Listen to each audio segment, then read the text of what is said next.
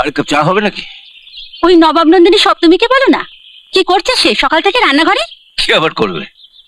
সকাল থেকে তোর এই ডিমের পচে যোগান দিতে তো। খা খা খা। শুনলি শুনলি বড় খোকার কথাটা শুনলি? শুনলাম তো, কিন্তু মা, দাদাকে এখন চটিও না। তোমার জামাইয়ের জন্য ব্যাংক থেকে টাকা তুলতে দাদারও তো একটা সই লাগবে। বাহ, বাপের বাড়ির টাকা এভাবেই হাতিয়ে পাচার হচ্ছে তাহলে। সপ্তমী, তোমার স্বামীর এত টাকার দরকার কেন?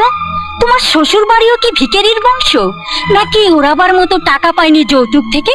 আমার বাপের বাড়ি আমায় কি দিয়েছে কি দেবে তাতে তোমার কি? আমারই তো। এ বাড়ির যা কিছু এখন তো সব আমারই। আমার ভবিষ্যৎ আমাকে ভাবতে হবে না? শ্বশুর বাড়ি ছেড়ে তুমি যেখানে পড়ে আছো, এখন তোমার শাশুড়ির গা হাত পা কে টিপে দিচ্ছে? সব তুমি। দাদা আর এক কাপ চা চেয়ে গেছে, এটা দাদাকে দিয়ে এসো। আর হ্যাঁ, গ্যাস ফুরিয়ে গেছে, আজ উনুনেই রান্না করতে হবে। দাদাকে চাটা দিয়ে কয়লাটা ভেঙে দিও। আমি কয়লা ভাঙবো? আমি কয়লা ভাঙতে জানি না।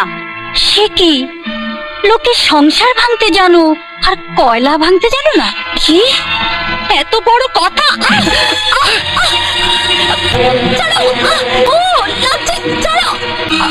উগরি বাবারি, কি ডাকাত পৌরে বাবা! ও বড় খোকা, বড় খোকা! গ্রামের মেয়ে আমি, অনেক গাছের ডাল ভাঙতাম এই হাত দিয়ে।